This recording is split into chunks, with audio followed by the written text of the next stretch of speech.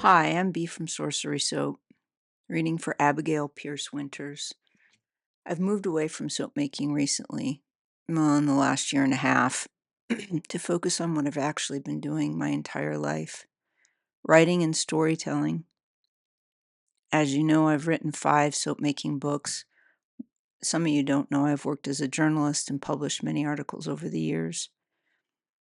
Now I'm following a different path and listening to a different form of inspiration. My sister and I have spent the last 17 or so months working on these 7 books called Letters of Misunderstood Magic, among others. These letters are specifically for a small group of people, those who genuinely see and perceive things that most others simply cannot.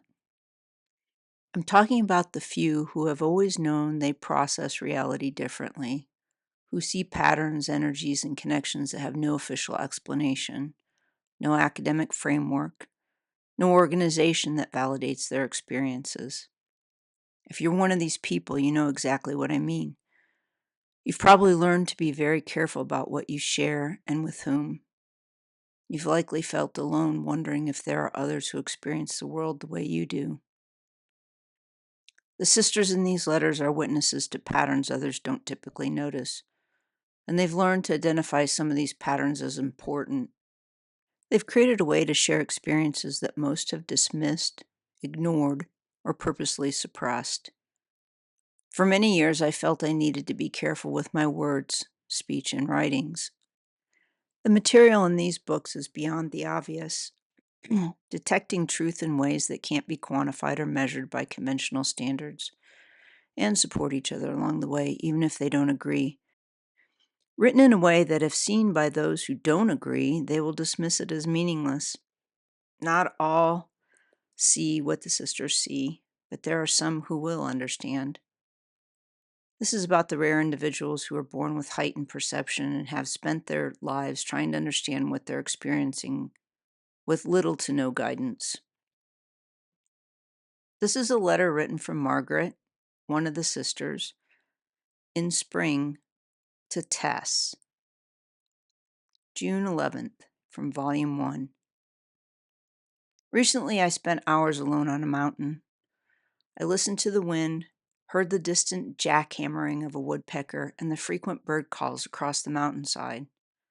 The rustling of grass and leaves, along with all the other sounds, did nothing to drown out the loud hum of silence which pervades wild places. As I listened with closed eyes, I wondered what this silence is. What do I call it? It is loud and seems to grow in volume when one pays attention to it. I'd say it is an electrical hum, but that isn't quite accurate. It does crackle with awareness, with life. As I sat with it in the forest, I decided it is a presence. It is living substance, electrified with intelligence and awareness. So, what I hear and commune with when I tune into a loud, silent crackling is the aliveness of all things. It is a sound emanating from all forms, the great I am coming through all things. In the wild, there is nothing to tone it down. No conditions, no assumptions, no constraints. And so, in wilderness, it is easy to hear the electricity of inner fire, the electricity of substance, of conscience, and of divine intent. Yes, all this comes through when I listen deeply. Many people hear, but they do not listen. In my sacred space at home, where I spent hours meditating and reflecting, it is easy to hear the tones of presence sounding. It eclipses the noise of the temporal beings around my house. I selectively attend to it, and the cacophony of civilization fades away. I've always gravitated toward solitude, though I'm unsure if I sought silence as a child. The moment I wrote the last sentence, I had a memory of playing alone in my room as a young girl. As I held my dolls, I imagined that an invisible being larger and more aware was playing with me. I imagined that I was a toy to someone else, and that my life was a story that a larger being was having me play out. Is that childish awareness far from the truth? Perhaps it isn't the literal truth. Yet, as a young person, I understood that there was an awareness beyond my small one. I knew I lived with that awareness. I had a sense that manifest life was a bit of a game, child's play. I'll end on that note. Love, Margaret. In these letters, we hear excerpts of life far more than 140 characters and far less than a thesis paper. Nothing confirmed, yet still a window into someone else's life and understanding. Sometimes the things you are told not to do are equally as important as the things you are told to do. Another excerpt. We are not exactly alike, but we share a familial past.